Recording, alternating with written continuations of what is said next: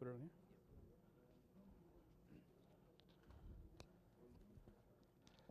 Assalamu alaikum wa rahmatullahi wa barakatuhu. After lunch spot is the hardest to go because people are already starting to get a little tired and so forth. So please help yourself, get some coffee if you need to, because we need all your energy, and we're bringing some scholars from all the way from overseas, because we're really cheap to pay them to come all the way out here because we can't afford it right now. Business conditions are kind of tough. So hope you can work with that. We have a Skype call set up, and inshallah we will have these scholars address the Sharia portion. And I will just do a little brief introduction from a company perspective. But before I get started, I wanted to thank, first and foremost, the respected imams, scholars, esteemed guests who are here. Appreciate it greatly. And I also want to recognize Brother Sadiq and his team of volunteers who have made everything possible for us. So it is very important that we go, we eat, we come back, we go to sleep, but there are people around the clock working for us. So Brother Sadiq, from the bottom of my heart, thank you for all the preparation and work you've done over here. So big hand, Takbir, Allahu Akbar.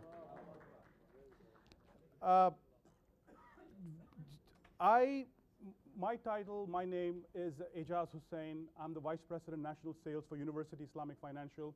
We're a company based in Michigan. We've done over 500 million in Islamic financing contracts. But our scholars, we work with SHAPE, a group out of the Middle East, and we have two very reputable scholars who are on the Skype call with us. They will tackle and talk about a little bit of our Sharia program, as well as take your questions, the Sharia specific questions. I can talk more at the company level, our processes and so forth. But since this is a very scholarly conference, it's important for them to come in and speak and give their input. I'll just be more of a quiet listener, and if something comes to me, I'll be happy to answer for you.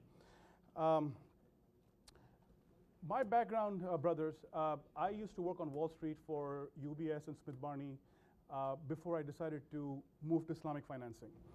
And I did that because I felt that it was time, and when I researched the product, I felt comfortable with it. It was some sort of a happiness and comfort it gave me to move to this line of work. And about 10 plus years ago, almost 11 years ago, I moved into Islamic financing. And for the last 11 years, I have done not only individual dealings, but I've done over 200 presentations on the topic of Sharia financing at many masjids, and I've met many imams over here whose masjids I went to discuss this topic. So at a practical level, I have done more in this field than most people in the United States, just because of the line of work I've been in. Islamic financing really is, and I'm not going to get into the Muraba and stuff, scholars will get into it. Islamic financing really is a story of four issues, if you will. The first is the Sharia approvals. You have to have the scholars approve the program and guide you and so forth. Second, you're dealing with customers' needs and perceptions. Third, you're dealing with investors that we've talked about. And at fourth, you're dealing with regulators, because we're not operating in a vacuum. We live in a country that has laws and all kinds of rules that you have to adapt to and abide by. Sharia portion will be covered by our scholars. The regulators and the investors has already been covered at some detail with Imam David Laundy from Devon Bank, so I don't want to touch that. I'm just going to cover more about the customer needs and perceptions, because this is very important at a practical level for us, more you as community leaders, to understand what the community is dealing with. And this is what I mean by that. In the last 11 plus years, I've traveled and I've done these presentations. If the Muslim community is composed of 100% of the people in the US, 90% of the Muslim community doesn't really care about Islamic financing. There's really 10% of the Muslim community that is concerned about Islamic financing. And out of that 10%, 1% are like the people in this group over here who are extremely Sharia sensitive. Who is Amja talking to? Is Amja talking to 1%, 10%, or 100%? My answer is and should be 100% Muslims. Because at the end of the day, we have to find solutions for all Muslims. Not all Muslims are alike. We differ in color, in ethnicity, in cultures. Our religious beliefs are different. My goal as the head of sales of an Islamic finance company, why I gave up my career to come here, is to make Islamic financing a reality for all Muslims. If I can move a Muslim from Bank of America and Chase to over here, I consider it a personal victory for me. So we are trying to go after everybody, but even part of that 10% I talked about, they will come to Islamic financing if the price is right. It is not that they just sign the papers wherever you tell them to sign or whatever, no. They want to understand Islamic financing, but then they say, my local bank is giving me 3.5%, that payment equates to $1,000. Can you do better than that for me? So we are constantly being asked and challenged on pricing. After some time, the Sharia part is also, nowadays, being in the industry for 10 plus years, I don't get questions, how does the program work? My first question most of the time is, what is my payment going to be? What are your qualifications? So Islamic financing company is moving ahead. A lot of revisions have to be made, changes have to be made, improvements have to be made, and that is why I'm here. I'm here to learn and take back with me notes, as Dr. Maan said, make improvements if possible, and try to come back and inshallah gain approvals at the appropriate times. This is the goal of me and some of my competitors out here who genuinely are here for the intention. We're not here for the money. I can make more money elsewhere. We are here because we are trying to provide an alternative to the Islamic community, and that's our intention over here. And we need the support of the imams and the scholars of our community to support us. And with all due respect, and I've read the entire research papers that were put out yesterday, it's great work. Some of the stuff, maybe we can make improvements.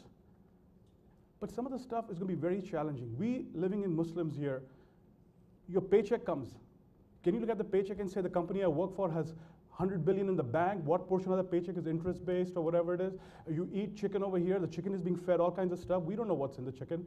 We eat it. I'm sure some scholars can look at it and point issues in there and say this chicken really also has. So my point is we are living in a non-Muslim country and we are trying to do the best we can. Can we do better? Yes. Have we reached perfection? No. Our goal is to get there. We're not there yet. We're learning and improving, but our intention is in the right place. I go to presentations, and I talk to Muslim brothers, and they tell me, brothers, I have been renting for the last 10 years. I'm so glad you came by. I have some questions about the program. What are we offering Muslims these days? If somebody wants to, living in an apartment, they have 2, 3 kids, they want to get out. They can't live in the apartment forever.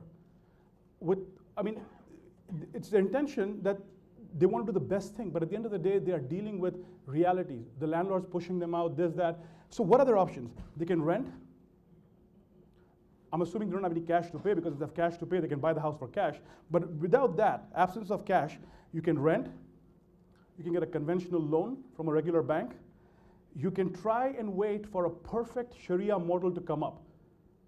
Allahu Alam when that comes up, but they can wait for that perfect Sharia 100% Amja approved product to come out, and they buy then, inshallah, maybe. Or the fourth option is they come to an Islamic finance company that after doing their research, talking to scholars, understanding the program, talking to somebody like me, they make a decision with the intention that Allah subhanahu wa ta'ala will forgive me because I have tried and there are other options available, but this I think is the best suitable option available in the market today. I'm not speaking for anybody, I'm just speaking for myself. But this is how the decisions are being made. So when these 4 options are present, either you rent forever, get a conventional loan, wait for a 100% Sharia product come out, or Islamic finance options, some of these 10% people are making the choice, let me at least hear, may not be the perfect option, it's second best, let me go with it. So now, can 100% Sharia approved Amja option be created in America? Yes, it can. But there are 2 issues. One, Amja has to find us the investors who are willing to put the money into an Islamic product at low profit rates to the investor, because government is subsidizing right now. You are being subsidized by the federal government, artificially keeping market rates low, so the monthly payments are affordable because of the crisis we went through, basically.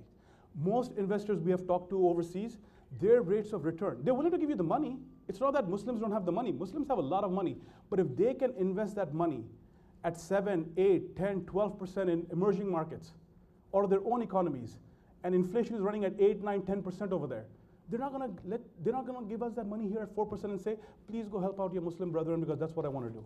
There may be some people like that. I just don't know anybody. If you know of somebody, let us know. We'd be happy to do it. So if we have investors who are giving us guidelines and willing to help us, we will be happy to offer programs for the community, because at the end of the day, we are from the community, within the community, working with the community. But we have challenges, and we're trying to work around these challenges. Secondly, the regulatory environment cannot be changed. It is what it is. There are Fair Credit Reporting Acts, there are reporting rules. You have to use certain forms that cannot be changed. And then there are third parties. Seller, title company, escrow companies. I mean, you're dealing with so many different people. It is not just two Muslims sitting and doing a transaction here. This game has gotten much bigger. So from business, we are looking at multiple challenges at many levels. And we are trying to solve them for the benefit of the community. And we are sincerely looking for guidance from our leaders, like you, to help us and advise us and inshallah compromise with us in some cases, because we just do not have the wherewithal to go over the US government and break laws, do certain things, or tell investors that this is the way it's going to be, because there will be no viable product in the market if not for trying to have some sort of a balance. Again, I'm not saying we have a perfect answer. We're trying to strive to give you the best answer possible. I want to talk about one final thing from a business perspective, and then I'll hand over the call to the scholars who you're waiting to listen to. If I want to help my brother buy a house, and I have $200,000 in the bank, I can get into whatever terms with my brother I want to do. I can give him $200,000 to my brother, interest-free loan, just give me back the money. Or I can say, listen, I'm going to construct a true murabaha contract, and I'll buy the house, I'll sit on it for 1 day, 5 days, 10 days, whatever time I want to sit on it, sell it to you. I can structure it any way I want to do it. But when you are running a business, you are answerable to the investors who are putting money into your business. You're answerable to authorities. You also have to base a business plan not on 1 unit or 2 homes you're going to do, but is this model scalable? We have a huge demand in the community. We get 100+ applications a month to do deals with us. We can only approve and get 50, 60 deals done a month at a time. Issue over here is the business plan has to be scalable. Can you keep offering these deals over and over again? I cannot take money from investors today and tell them wait 6 years to buy a house. 6 years, the needs have changed, circumstances have changed, a lot has changed. So there are various issues, brothers, that we are dealing with that I'm trying to explain to you from business perspective, what you have to understand as a community, as leadership, and as a business. I want to conclude by saying one final point which is very meaningful to me. One of the things that is missed by the community is we have opened masjids, Islamic centers, schools, but we do not have proper financial institutions. The goal of this conference is to work towards that. But in the meantime, even companies like ours, very small, but we are giving back to the community. Our budget is over 6 figures each year just to give back to the community in the form of sponsorships and donations and whatever it is. And same thing with some of my competitors who are doing this. But I've never seen a Bank of America, Chase come and support our communities. Have you? The point is, the more successful you help us become, the more we can plow back into the community. It is a two-way street. We're getting from you, we're giving back to you. Inshallah, our goal is to launch products. We're working at REITs. We're working on a Sukuk fund right now, we're trying to raise capital on, working on a Takaful insurance program. Bottom line is we need to start someplace and go someplace. As a popular Chinese philosopher said, the journey of 1,000 miles starts with a single step. We may be not in the single step, maybe we are the 10th or 12th step, but we are walking, and we're trying to get there. So I want to end with that, and I want to go ahead and introduce Sheikh Abdul Qadir Thomas, who's the head of SHAPE. He's our resident counselor. Anytime we have questions, we go to him, and then he gets the other Sheikh scholars involved. And we also have Sheikh Abu Bakr Musa. We've already sent bios to Amja before on both the scholars we have, and they will make some comments on a program in general, and then we can open up for question and answers. Thank you for all your time, giving up your weekend to be with us, and may Allah guide us and support all of us, inshallah. Assalamu alaikum. Thank you very much. Okay. Just tell them 5 minutes left to make the opening comments and then Q&A after. Yes, Assalamu alaikum. وعليكم السلام ورحمة الله وبركاته.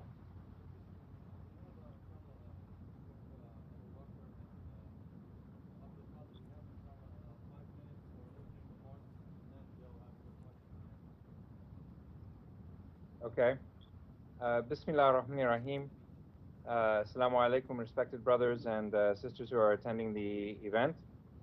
We regret that we could not join you or be able to see you. What I would like to do is have our dear brother Sheikh Abu Bakr Muhammad Musa share with you some reflections on points that have been reported back to us from comments made during your day today. And then if there are any questions, either he or I can try to jump in during the Q&A. So Sheikh Abu Bakr, if you could please maybe follow up on some of those points that came out that you felt were important. بسم الله الرحمن الرحيم. السلام عليكم ورحمة الله وبركاته. Thank you all for this opportunity given to us, and we apologize we are not able to come to the conference. Nevertheless, we are pleased that we all gathered here for a purpose, is to advance the cause of Islamic finance and to get it right. And it is very important at this point that the Quran says, فَإِذَا قُلْتُمْ فَاعْدِلُوا وَلَوْ كَانَ ذَا قُرْبَى. When you identify the defaults or the faults of an individual, then it is also suitable and right that you also comment the right things they are doing. Now, what we do in our own side, and we are very grateful for the observations, we will in due course respond to them. We know that al-aslu fi Islam al-haqiqa, that the legal Muslim states that the original, the fundamental law is that when a statement is made, you should read it according to the actual or the literal meaning. What we do is that we try our best. We know we are human beings and we have deficiencies and we have limitations, legal limitations, and the area which we exist, we need to follow the regulation there. But we try within these limitations to adopt the IOP standard, and we all agree that most of the Muslims today recognize IOP standards. Now, the comments we received, we are good. We also think that we have our own positions, and either of the positions, one could be right and the other one could be wrong, or the other one could be wrong and the other one could be right. But at the end of the day, we all want to get it right. Now, we know that all our respected elderly scholars, very strong standing scholars, do recognize IOP standards. So we, in our own financial institution, we try to align all our practices with IOP standards. There are some comments which I want to raise as quick as possible. We know that Murabaha is a sale contract. And in every sale contract, you have two contracting parties. One is the seller and the other one is the buyer. Once a sale has occurred, a debt has been established. And in Sharia, a debt, once established, you cannot profit over a debt. The seller has a right to the full consideration of what he has sold or the counter value. Similarly, the buyer has the right to own, to possess what he has bought. Now, IOP standards have the following points which I want to raise, but inshallah we will be ready to accept comments and to welcome questions, because we are all here to get it right and not to condemn any other party, but we are all trying to make it right. Now, IOP standard allows a bank to stipulate full payment on default only if the notification has been duly served to the customer. In this case, once a sale has occurred, a debt has been established. Now, the seller, it's unfortunate that where we have in some of the comments, they mention lender. There is no lender here. We have a seller and a buyer. If you read the legal term, with implied meaning, then you could say lender. But what we are saying here is a seller and a buyer. Now, IFRS standard number 3, page 33, says that a bank can ask for full payment. Section D says a debtor bears all expenses, because once a sale has occurred, the property belongs to the buyer. And once the property belongs to the buyer, it is only a collateral in the possession of the seller, because the seller has not been paid his full consideration for what he has sold to the buyer. So in this case, IOP states that the debtor bears all expenses and others. Section F states that a creditor is entitled to stipulate that full outstanding installment is due once a debtor fails to make his obligation. Now, regarding our early payments, I want to make it clear here that our respected scholars, and some of them are in the International Fiqh Academy, they also recognize, we also work with this academy, we align our practices with academy. The Fiqh Resolution 64, Section 7.2 states that early payment is permissible, and the seller who has the full right to the debt can give a rebate if he wills. Arajihi Fatwa number 1, 1988, date 17/7/1409 al-Hijri, also permits the early payment. Promise. IOP standard number 8, page 11, page 111, that's 101, promulgated that the bank is entitled to a promise from the customer, a unilateral binding promise. We know that the promise isn't a contract, but Sharia, on the moral level, wants you to fulfill your promise.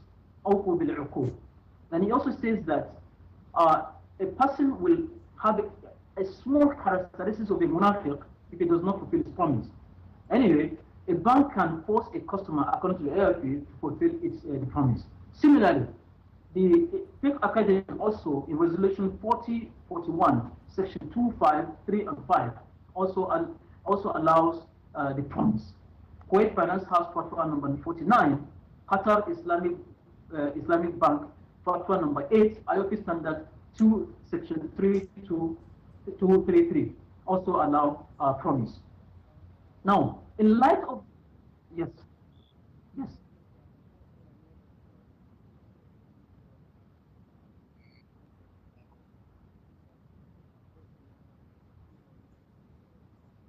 I think it's just at the end at this point.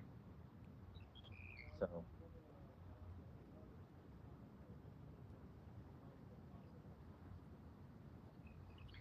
Yes, Bismillah ar-Rahman ar-Rahim. I have two comments. The most important one is that in the nature of the federal authorization for Murabaha, the bank is applying to the customer to act as wakil to make the acquisition of the property. When I say make the acquisition, I mean find the property, find the seller, help the bank to understand the terms and conditions of sale. At which point the bank would then engage in the purchase process with the seller, and the bank would take legal title for whatever period of time suits the bank according to its risk management and business strategy. Now, in reality, it's UIFC, the subsidiary of the bank, which is doing this job, acting as the buyer, engaging the customer's wakil. But UIFC is acting as wakil for University Bank, its parent. And on the one hand, UIFC does not necessarily know what University Bank will do once the transaction is closed and University Bank has financed the transaction by paying the money for the purchase. But on the other hand, there's a master agreement between University Bank and Freddie Mac. And the interpretation which has been made by several scholars in our team over the many years that we've offered this product is that the master agreement has the attributes of a wakala, and that University Bank is engaged as Freddie's wakil to source certain types of transactions, engage in the activities that require the transactions to be found and completed and transferred to Freddie. So the master agreement we view as a wakala, Freddie to University Bank, and then there is a wakala from University Bank, and this is a legal document which has been written, signed, executed by the two parties, to UIFC to originate, find the customers, find the houses, buy the houses, and finish the process. So I think that's the main thing I want to say. I did want to address for 1 second, well, more than 1 second, a comment made by one of our friends in the industry that if Freddie Mac and Fannie Mae went away, Islamic finance would be in trouble. And I actually disagree with this. And I disagree with it for two reasons. The first reason is there's high risk that Freddie Mac and Fannie Mae will go away, that people in Congress are attempting to revoke their charters and within the next few years come up with an alternative guarantee program, which is totally different than what we have today. And at that point, we in the industry will need to find our own solutions to raising the capital, although I do think our friend mentioned correctly that our overseas friends are not very interested in our markets, so we will need to find a better way domestically to support our industry. Jazakumullah khairan for your patience. Over to you, Brother Wissam.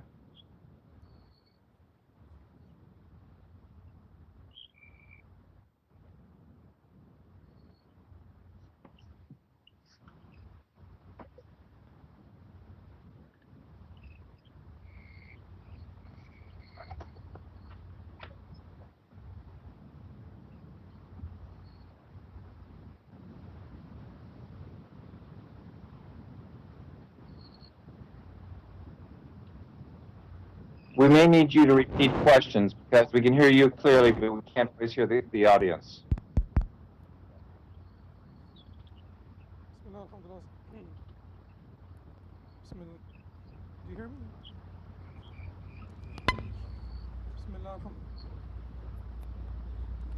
Bismillah, alhamdulillah, salatu wassalamu ala rasulillah, ala alihi wa sahbihi wa man wala, thumma ma ba'd.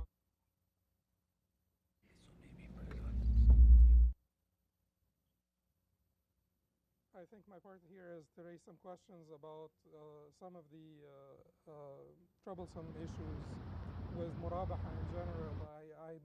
I did not particularly examine each and every bank's contract, but I'm talking about murabaha in general and some of the challenging issues that the model of murabaha may encounter in the context of the market here in the U.S., the financial system of the U.S.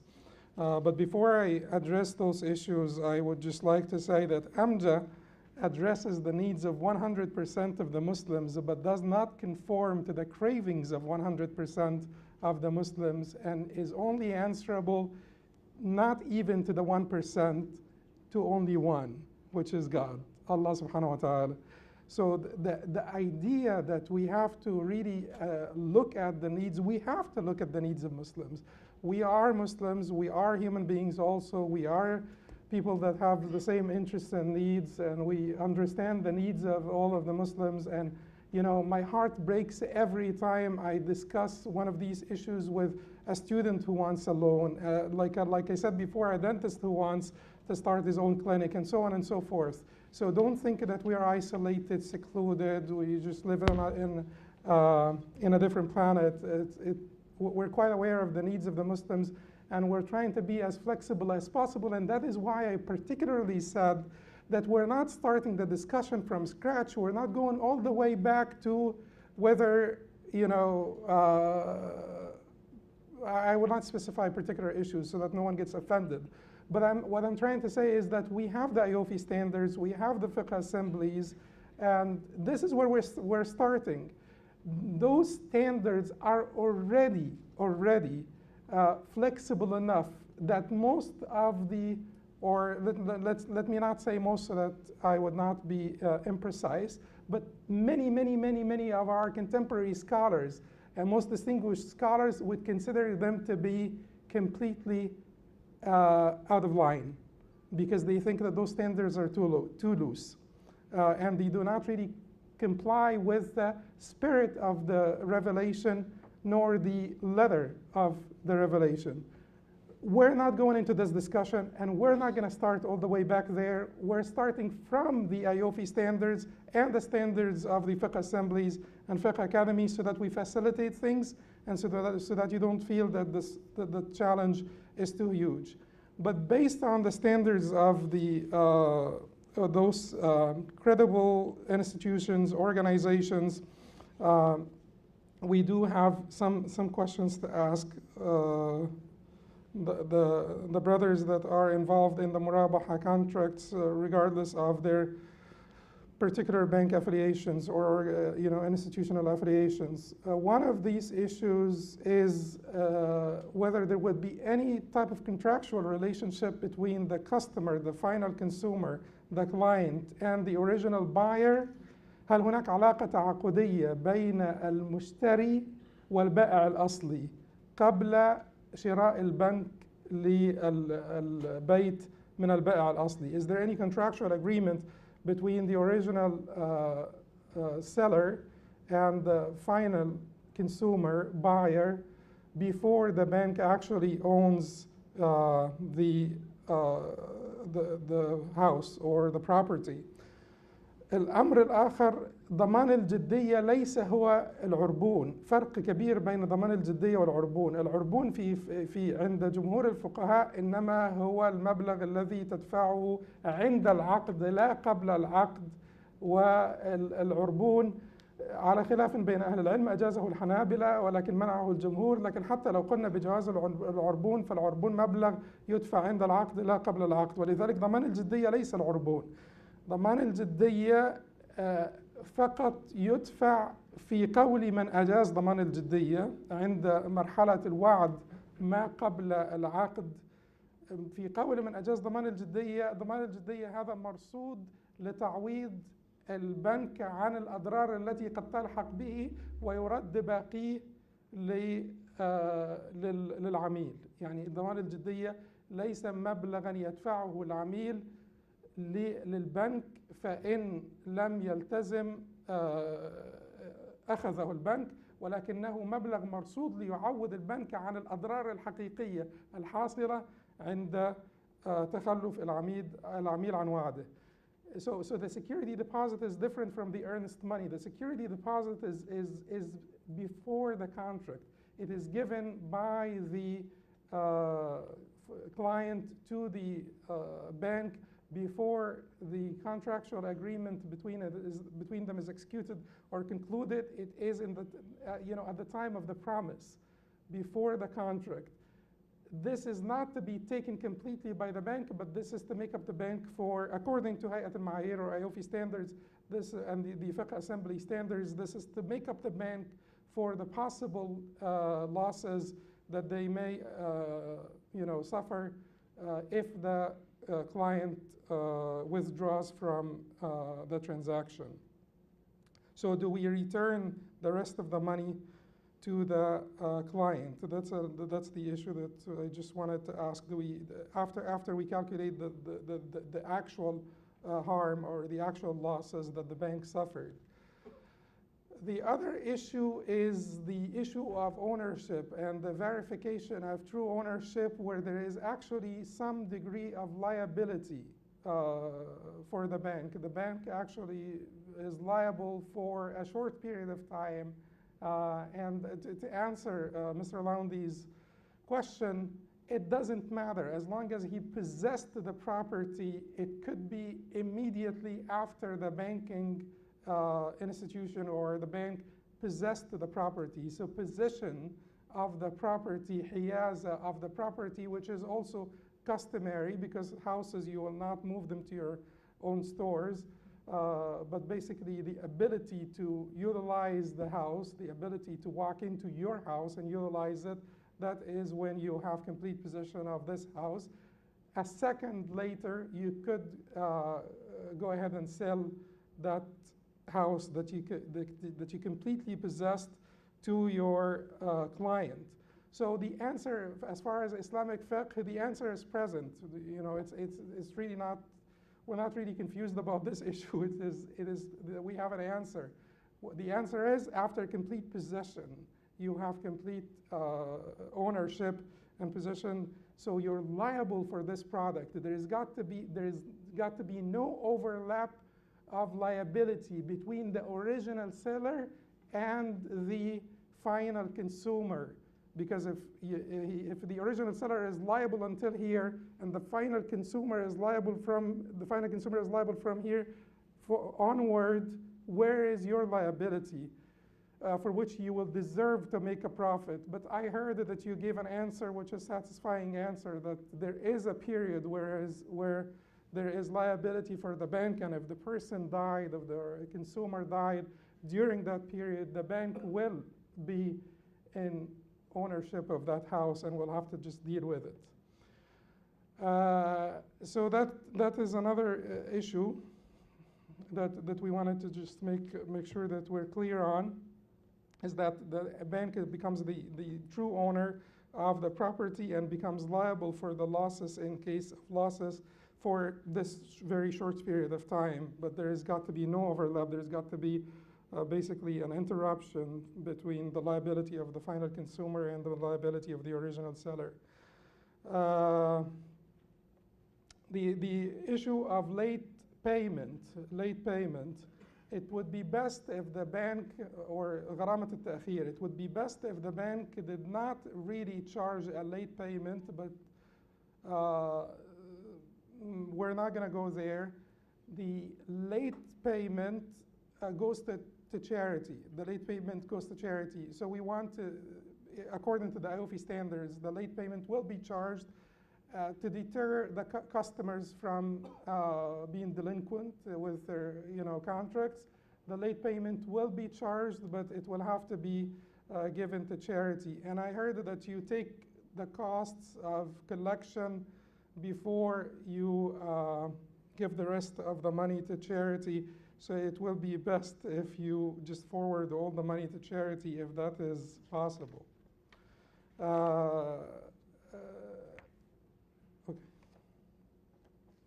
No, actually, I'll be generous, and I will not use all the 10 minutes.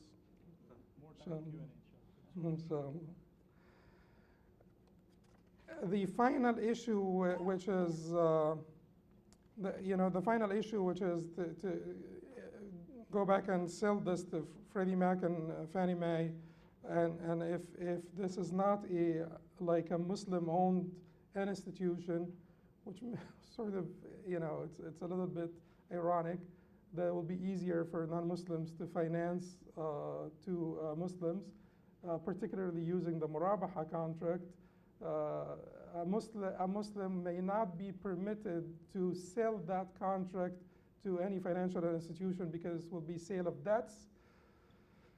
So if, for banks that are owned by Muslims, this would not be permissible. However, for banks that are not owned by Muslims, it's still not permissible in our book, but we will not hold them responsible for that particular ruling, and it would not affect, for the final consumer, it does not affect the legitimacy of the contract between the final consumer and the bank, because you're just responsible for your piece of it, the contract between you and the bank, not the contract between the bank and Freddie Mac and Fannie Mae.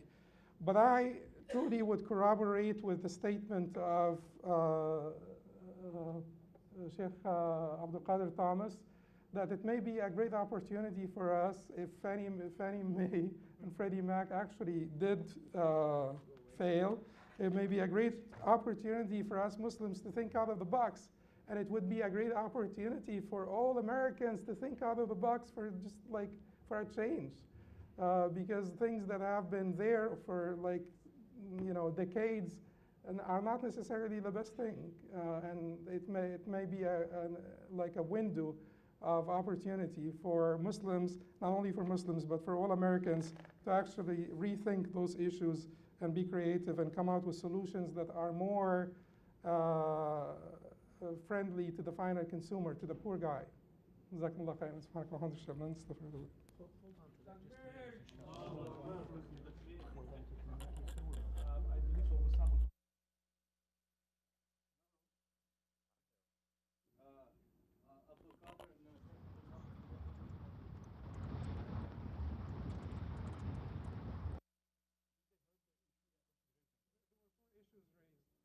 Contractual relationship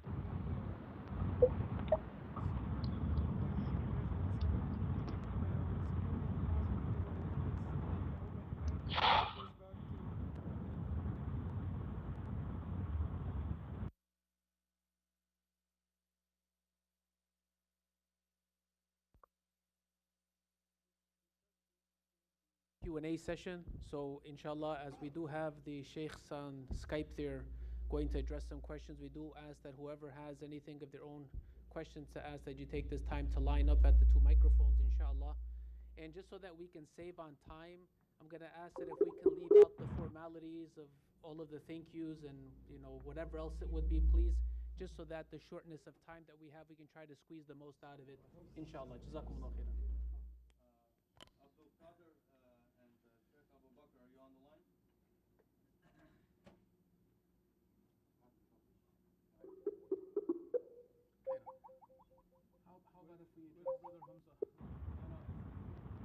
Assalamu alaikum, Brother Wissam.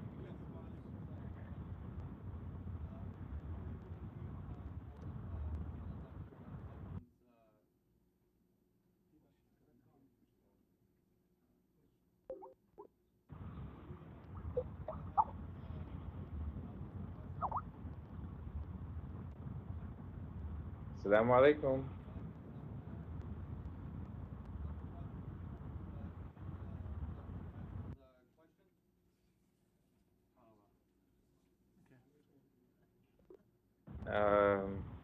It's a good question. But the way it's cutting in and out, I think there's a interference or a problem on their side. Because I'm seeing you and me were staying Specific for the subject itself, which is Murabaha and Islamic University Islamic. Brother Wissam?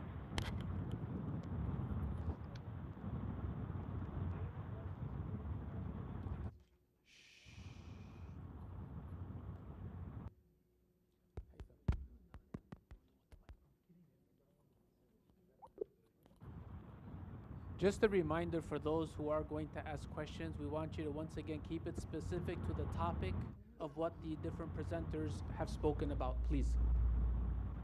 Since there seems to be an issue with the connection there, if it's okay, what we'll do is we'll utilize the time for those of the brothers who are here to be able to ask, and specifically for Dr. Hatem, since the connection here isn't working. So, go ahead. Can I get the microphone? Is it testing? Testing? Testing? Okay. Okay. There we go. Okay, got it. Bismillah ar-Rahman ar-Rahim. So the question is for Check one. Can I? brother. Okay. Or? Okay. Brother, the question Brother, is. let me just 1 second. I apologize. We expected this, so we tried doing it 2 ways, me and him, so we at least get something in. Any questions that are Sharia, which Dr. Hatem answered, we will get it answered in writing, and we will get it out to you. You can feel free to post it to, email it to everybody in the group. So this way, for everybody's benefit, we can do that, and we can also go back and forth with. It's just a matter of giving our position on that question, and we can go from there. So I deeply apologize for this internet connections, but there's nothing we can do about it. I will take the questions that I can answer. I will answer that I'm not qualified to answer. I'm going to defer, and Wissam will take notes. We'll take any question that is Sharia-based and answer it in writing from our scholars and send it back to Amja, and Amja can forward it to everybody in the group here. Is that fair? Yeah. Okay. Yes. It's a non-Sharia-based question. So you perhaps directed to you. I'm really good at non-Sharia-based questions. Alhamdulillah. That's great. All right. So you specifically asked the question, rhetorical question. You said, can Sharia be 100% implemented in the United States? And you said, yes, it can. But then you said that Amja should give us the investors, to finance them and to back them. But then in the beginning of your presentation, you specifically said that you've had $500 million worth of sales actually going through. So, I'm maybe one of the naive 1%. of people who care about, of these things, and, regardless of what the profit margin is. Or perhaps the other 9% is the naive one. I mean, Allah knows best. But my question is, Mufti Taqi Uthmani, just to quote a scholar, he specifically said when he was allowing murabaha that this is not an ideal mode of Islamic financing. And not only did he say it's not an ideal mode, he mentioned in his book specifically that the argument is that it does not achieve any of the maqasid of the Sharia in the economic system. So my question is, if it's 100% feasible to do it, and you're just waiting for more investors, and you already have $500 million, what is the cap and what is the limit that you need to get to in terms of money or in terms of investors to actually go and achieve that 100% Sharia compliancy, so that there's actually fulfillment of the maqasid of the Sharia in the economic system, and we can get a more just economic system here? I'm going to take a half hour for that answer. Is that okay, brother? Because that question was alone 25 minutes, so I mean, I got to work out. Brother, you said you want to ask the Sharia question, but your question is part Sharia, part not Sharia. As far as what Mufti Taqi Uthmani said pertaining to muraba being good or not, that's not for me to make the call on. It is something that our scholars have viewed it. We understand there are limitations with it, but being partly owned by a bank, we have limitations. We cannot really do a musharaka contract. That is because FDIC laws and country laws prohibit us from doing it. We would love to offer more products and services. We are trying to. Cannot do it right now, but we are working at it. That's number one answer to your question. But you said it's 100% possible no, to do it.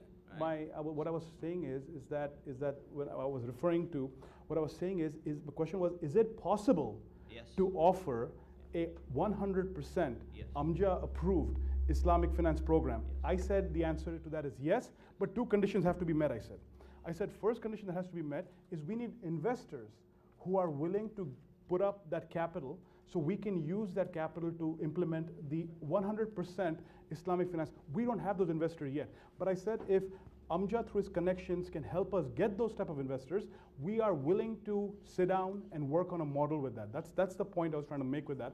And secondly, it has to meet the regulatory environment so we don't violate any federal rules. So that's the point I was trying to make. You referred to the 500 million question. That is the amount of originations we have done over the last 11 years. So we have our capital, we use that capital to go ahead and do initial deals, but then as we've been talking about the whole day, Freddie Mac is the company that is eventually buying these, the way it's being assigned upwards, that's what happens. So we are raising capital and Freddie Mac is the investor, so we have a source of income, capital that is basically being used through the system to fund these deals. If we can raise capital through our Muslim community, which we're working on. We're trying to launch a REIT sukuk type of product. If we can raise that capital internally, some laws are changing now, we will be able to raise money from our own community and then use that community to invest in our products. And maybe that is the time where we can be more flexible with guidelines and whatever needs to be done. So again, we are here, we are trying to get here, and we're trying to make refinements and improvements as we go. So I'm not standing here telling you we have the perfect solution or product right now. All I'm saying is our intention is there, we're working towards it. And inshallah, we'll get there someday with Allah's support, your support, blessings of all the imams and scholars over here. So that's the point. Pardon my naivete, but... No, you're not a naive person at all, brother. You're a very smart person. No. So so I'm with you on that. Go ahead, please. That's part of the rhetoric. Yeah, I know, I get it, but I'm catching on to it. That's academic rhetoric, right? I get it. But can you give me a concrete number of what we need? We're saying we need more investments. So invest in our company and buy yourself a mortgage and tell all your Muslim community members in your masjid to invest in university, and inshallah one day we'll get there. But that is not concrete enough for me to have hope in your statement that we're going to get to 100%. So could you give me something a little bit more concrete? How much money do we need to get to actually get this ideal 100% model? Just not an exact number, but an approximate number. It is not about the money. Even $100,000 would be fine. If you have $100,000 and you give me today and you say implement a model that is 100% based on Sharia, where these are the guidelines. You can get me, as long as he's Muslim, get me in. I don't care about his income. I don't care anything. You give me the qualifications, what you want. It's your capital. We'll find you the customer that fits that requirement of yours, right? So I'll give you an example. This is a true story. Back in about 99, I was working at Smith Barney on Wall Street, and I tried creating a pool, a REIT, Real Estate Investment Trust. I had a lot of non-Muslim clients, very rich clients, who were willing to put up money, and I told them, why don't we raise some money? And there are Muslim community out there. This is way before even Islamic financing was actually happening here, before other main players there. I said, we can create a REIT, take this money, help Muslim buy homes, and the model will be very simple. We will share in everything. We will share in the appreciation of the property, we will share in the taxes, we will share in the cost, everything. I had commitments of over $5 million. First, some of these non-Muslim customers said, why would anybody be stupid to give you the appreciation of the house? I said, it's not about being stupid, it is about fulfilling a religious need they have. Finally, after convincing, I got commitments of people saying, because at that time, home prices were going crazy, as you all remember, 98, 99, 2000. So I met after that with 12 different families who wanted Islamic financing. And I would sit down with them and I would explain to them, okay, here's the deal, we'll help you buy a house. We will appraise the house every year, and we will adjust our payments based on your ownership share, our ownership share. And when you sell the house, whatever point you sell the house, we will basically share in whatever profit. The home went from $100,000 to $200,000. We are 60% owner. We'll take 60,000 profit. Guess how many out of the 12 families signed the deal with us? 0, brothers. As Muslims, we want it all. As human beings, we want it all. We want the thing is, we want the cake and eat it too. That's what that is. Now the issue is, I used to work at Guidance. I believe in their program, Musharaka program. It's a partnership program. And people say, well, we should share profits and losses. We go and meet with customers and say, we'll share profits. They say, you know what? Bank doesn't share profits. So the issue over here is, the Shirakatul Milk program, again, I don't work for them, the issue here is it's a partnership, but based on asset ownership. So similarly for us, we are trying to work with things that work within the system. And to your answer, brother, again, you're saying dollar amount can be any amount. To implement a 100% Sharia program, we can create, you and I can create the guidelines. If we have the capital, we can come up with the guidelines with Dr. Hatim and Dr. Man. The issue will be, will the customers take it? The moment you start saying you're going to share in the upside of the home, most customers are going to go home.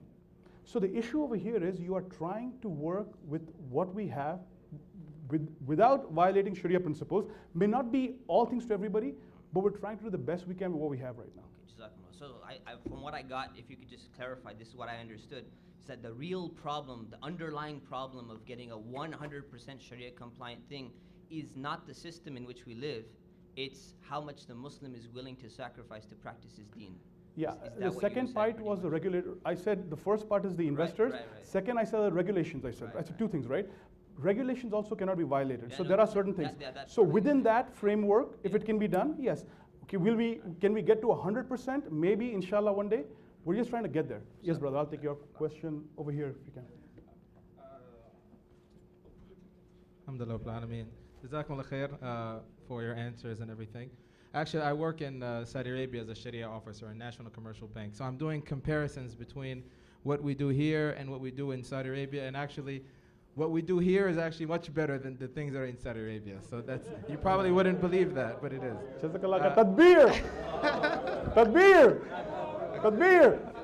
Yes, thank you. In any case, so I have 3 quick questions, inshallah. One of them is regarding the sharing of expenses, right? This is a typical thing that is in the standards and everything, that if you're doing ijara, the owner should share in all of the expenses. Actually, not share, I'm sorry, but should cover the expenses. The major maintenance should cover any insurance on the property, taxes, things of that nature, and how university deals with those issues. And do they see themselves in line with the Sharia standards or not? I know this question, you get it a lot, but that's one question. The other one Can we take is... it one by one just so that... Okay, one by one, tfadal. So go ahead, inshallah. Can I write this for you? They're Like quick that? questions. I just write on questions. Sure. Okay. I'll give it back. السؤال عن التكاليف. Go ahead. Go ahead. Okay. The question is about sharing again. Again, I'll explain to you. With the way we interpret the Murabah program is we are basically buying and then we're reselling. Oh wait, what were you talking about? I'm talking about ijara. Okay, with the Ijara program we have, and that's to be covered Okay. tomorrow. It's the full session on that tomorrow. Okay, let's cancel that question. Okay. Because I thought, I'm sorry. My other question is about recourse financing. I know earlier today we heard from Devon Bank that when they finance, it's non-recourse, that they don't if they take the property, in the case of foreclosure, they won't go after the customer for the rest. Now, and coming from Saudi Arabia, this is something nice. I would like to take this back because over there they don't have this non-recourse thing. It's recourse. If you don't pay and you owe the bank, they take the property and they can go after you. But I'm just curious whether or not university has considered their financing as recourse or non-recourse. Okay. See, brother, we at University Islamic Finance believe we are the good people here, okay? And what I mean by that good people is this, right? When you are working with Muslim customers, does it give us any joy to throw somebody out of the house? Do we want that bad name, that person goes complains to Sheikh Hatem that, university did this to me, that to me? The point is we don't want that. We are trying to work with everybody. Somebody loses a job, somebody has medical problem, call us, we work with you. At the end of the day, by the Freddie Mac contract eventually that we're working with, recourse is part of it. And that will be there. That doesn't negate or change or make the contract any less Islamic. It's just a clause. And we do not exercise it. We have not exercised it. We've basically let go many people in the case of foreclosure because they couldn't pay. But can we do it? Answer is yes. Have we done it? The answer is no. Our ijara is completely non-recourse. We basically completely, so ijara is completely, but murabaha is that. So I'm just clarifying for purposes of everybody. Last question. Okay. Sheikh Hatem has But honestly speaking, Ashraf, with all due respect to the issue of Saudi Arabia, you work in one company in Saudi Arabia, in one bank in Saudi Arabia. We're aspiring to meet the standards of IOFI. IOFI itself takes from Al-Rajhi, takes from the research that is done for Al-Rajhi and from other financial institutions. And oftentimes, the Sharia board of IOFI would say, if you could do like this, that would be great, which is the Rajhi standard, and some other, banking slash financial companies in Saudi Arabia. If you could do like them, that would be great. If you can't, then you will have this concession to do, or dispensation to do this or that. In fact, there are some financial institutions in Saudi Arabia and in Sudan, particularly Saudi Arabia and Sudan, as far as I know from some experience, that actually exceed the IOFI standards. What is IOFI? What does IOFI stand for? هيئة المحاسبة والمراجعة للمؤسسات المالية الإسلامية المعروفة بهيئة المعايير الشرعية out of Bahrain. This is a very good question. Yeah, brother asked a question, what is AOFI? And I'm sorry, we've been talking about AOFI, just assuming everybody knows. AOFI is a body. It's one of the challenges that Islamic, well as non-Islamic companies have, HSBC, Citigroup, etc., is they wanted to go and find a body that can certify products, because Goldman Sachs, Citi, HSBC, they offer Islamic products in the Middle East, Malaysia, Indonesia. Their challenge was they can't find local scholars here or there. So they said, if there is a national body can be put together where we can submit products for approval, we want to go there. So AOFI was created. It's a very long name, auditing and accounting of Islamic finance, etc. I keep forgetting the full name of it. But this body is considered the gold standard of Islamic financing. If you belong to them, they, in essence, if you have their scholars certified, it's something that typically is good for the community because they are supposedly the most learned, educated scholars in the field of Islamic finance. So just for a little background about AOFI to you. Jazakumullah khair. Last question, sorry, is the issue of the wakala. This is the first time that I heard this interesting concept that you consider the relationship with Freddie Mac or Fannie Mae as a wakala. And this is an issue I'm concerned about that related to the murabaha because there's a sale of debt, although I know that Mashayikh would say that it's a non-Muslim institute, so it doesn't matter if they sell the debt. But my question is, can you give a little bit of feedback about this wakala concept? Do you consider that when you originate debts that you're doing it on behalf of Freddie Mac, and when you do a murabaha and you're taking ownership, that you're doing this on behalf of Freddie Mac and Fannie Mae? Is this the understanding? Again, not being a scholar, I'm going to explain and answer the best I can, and then we can have the scholars write up the detailed description. From what I understand, because the end investor is going to be Freddie Mac, so the way the contracts are written and assigned, you are basically, it starts at Freddie Mac level, and then at the university bank level, and then to UIF, and then to the customer who's buying the property. So the property is basically being assigned upwards, so the end investor eventually owns it. So this is how it's interpreted, but we can send a complete ruling in writing via email, and you can forward it and read about it in more detail, basically. So. We literally have less than 3 minutes. So if we can have the other brother who hasn't had a chance to speak yet, this is the brother from Sweden who I can't speak Swede, so I don't know what we're going to do. You can? No, I can't. I'm sorry. Okay. So inshallah,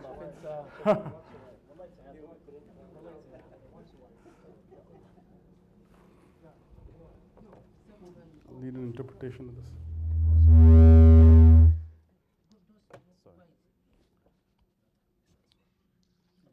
now there's 2 minutes. بسم الله الرحمن الرحيم. طبعا بالنسبة لي يعني اقتراحي أنا يعني جاي من بعيد آلاف الأميال تقريبا، يعني أتمنى يعني مثلا من هذه المناقشات لو كان الإخوة أو الشيوخ المسؤولين عن هذا المؤتمر خلال هذه السنة كان يناقشون مع هذول البنوك، ونحن بس ننتظر النتيجة منهم جزاهم الله خير، لأن هذه المناقشات يستعملون كلمات المرابحة والمشاركة، يعني كلمات جميلة وأشياء جميلة، لكن عمليا يعني ما شفنا أي شيء صراحة. لو كان الشيوخ يناقشون معهم هم يستغلون هذه، يعني هم يريدون يقدمون بضاعتهم وفي وقت يروح ضيق صراحة. لو كان خلال هذه السنة يدرس هذه الأشياء ويجون بس النتائج، وأنتم كنتم يعني تعلقون على هذه النتائج من الناحية الشرعية، هذه أولا. وثانيا يعني نشوف أنه دائما المرابحة مشاركة إجارة هذه الكلمات مهمة بالنسبة لهم، لكن الادخار يعني كيف يستعملون الادخار لأشياء حلال ولا حرام؟ ما حد يتطرق إلى هذه الأشياء. الناس يرجعونهم يعني مثلا المصروفات والقرض شهريا كذا، كيف يدخروها وكيف يستعملوها لحلال ولا الحرام، ولا يهتم بهذه النقطة. جزاكم الله خير. بارك الله.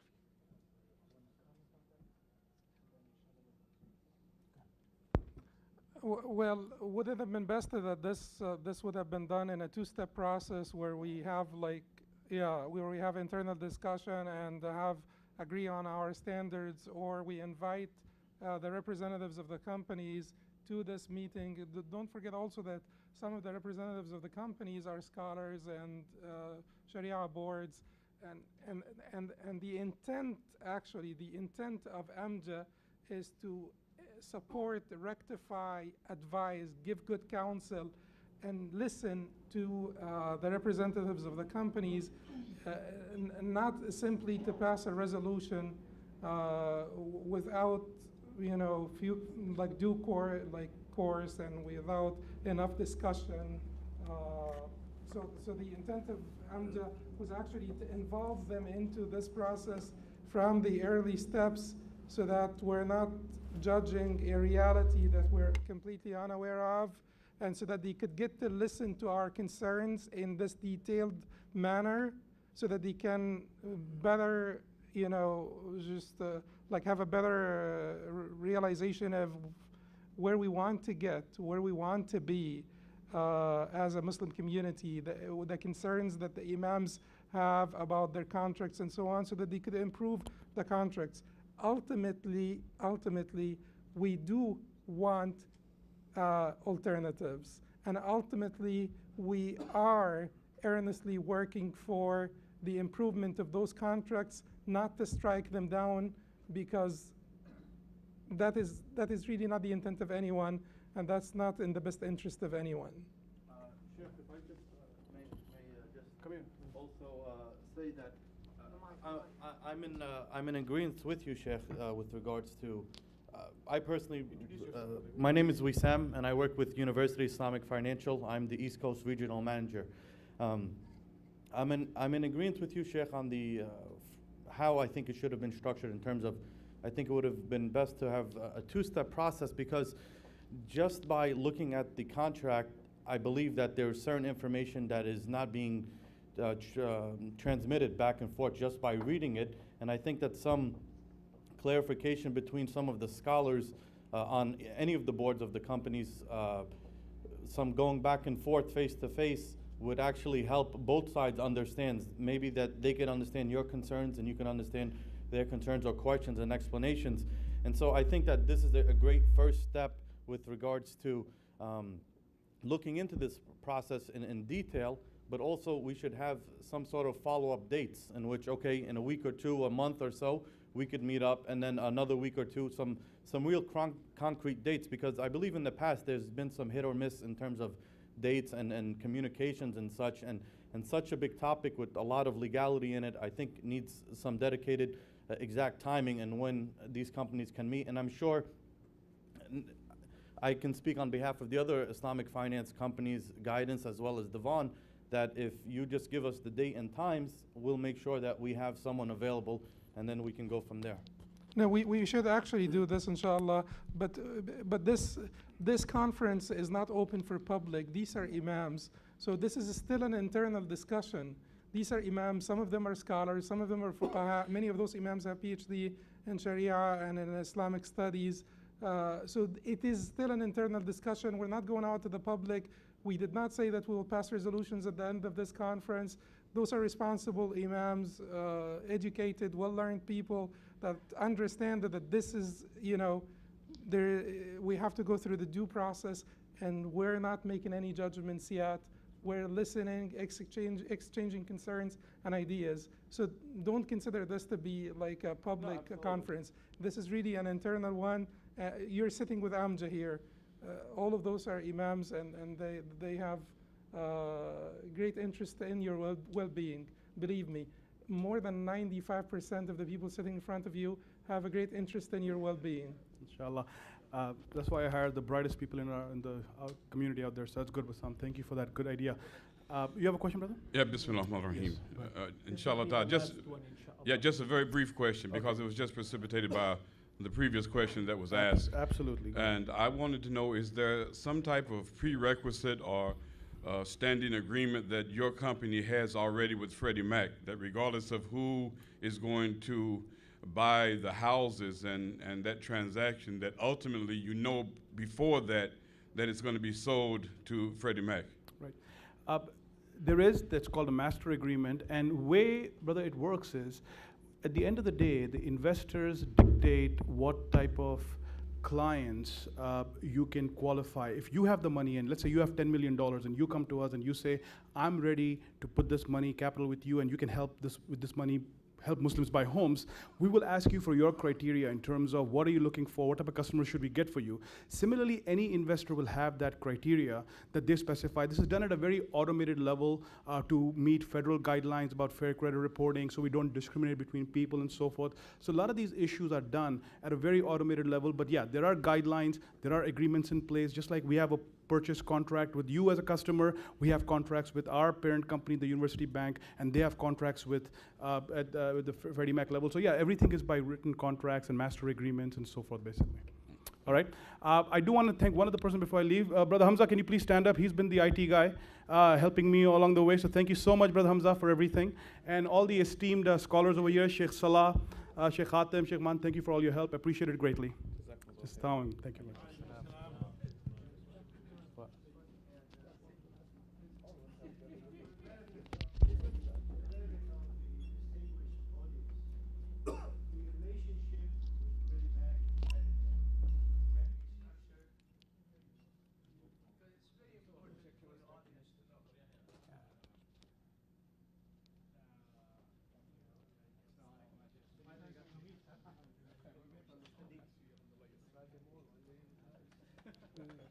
We are going to start with the It next session. will be so 2 if you minutes. can, For the benefit of the audience, and to be specific, the relationship between Freddie Mac and Fannie Mae on one side and the financial institution can be formed in two formats. One format is to give you a line of 5 million or 10 million, and you make your decisions on it, and that is indeed renting of money, and it is riba. The other relationship is relationship where you check every one of your customers against the guidelines of Freddie Mac or Fannie Mae. And you do it on a customer by customer basis. In the case of Freddie Mac, you use a program called LP. And in the case of Fannie Mae, you use a program called DU. And you send in all the information on the customer and ask them, would that be a good investment you want to invest in? They will tell you yes or no. And they will tell you yes, and there is a risk. And if we can get an expected rate of return of so much, we will be very happy. And on their behalf, you go in and forward your money as a bank, forward your money as a financial institution on behalf of Freddie and Fannie. And when you document everything and the documents are signed, then you send them the document. You don't sell it. They use the word sell in the market not properly. You send the documents and they send you the money as honest to goodness investors. Thank you for your time. Salam. My name is Yahya Abdul Rahman. Barakallahu feek. Khairan, inshallah, for the next session, we're going to call up Sheikhs Yusuf De Lorenzo and Jamal Zarabozo as we talk about Musharaka contract of guidance residential. So please, inshallah ta'ala, if we can move into the next session. So we're basically, these are the last two programs that we have, and then after that there's going to be a niqash al-maftuh. It's going to be an open session of Q&A, and that's going to be for a whole hour. So I hope inshallah ta'ala that whatever it is of questions, of concerns, that bi'idhnillahi azza wa jal, you will be heard, and hopefully you will have an opportunity for a response. So come on up, Sheikh Yusuf, we'll have you go first so we can get this ball, or keep this ball moving, inshallah. Killed the third mic, so there's only two mics now. Try to lower the feedback. I killed it, it's right there. Oh, okay. They have these two only. Okay. So we'll just use one until we need to put the other phone to inshallah. Last session.